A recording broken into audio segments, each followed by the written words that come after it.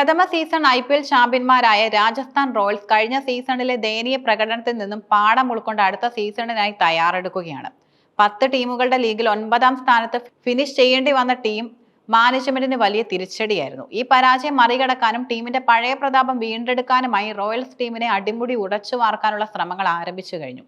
ഈ അഴിച്ചുപണിയുടെ നേതൃത്വത്തിനായി ശ്രീലങ്കൻ ഇതിഹാസവും മുൻ ടീം ഡയറക്ടറുമായിരുന്ന കുമാർ സംഗക്കാരെ അവർ വീണ്ടും ടീമിലേക്ക് തിരികെ കൊണ്ടുവന്നിരിക്കുകയാണ്. രാഹുൽ ദ്രാവിഡുമായുള്ള കരാർ അവസാനിപ്പിച്ചാണ് സംഗക്കാരെ പരിശീലക പദവിയിലേക്ക് നിയമിക്കുന്നത്. ടീം ഡയറക്ടറായി പ്രവർത്തിച്ച പരിചയം സംഗക്കാരയ്ക്ക് ഗുണം ചെയ്യും. പരിശീലക സ്ഥാനത്തേക്ക് മടങ്ങിയെത്തിയതിനു പിന്നാലെ ടീമിലെ പ്രശ്നങ്ങൾ പരിഹരിക്കാനും വിജയശീലം വളർത്താനുമുള്ള ശക്തമായ നടപടികളാണ് അദ്ദേഹം ആരംഭിച്ചിരിക്കുന്നത്.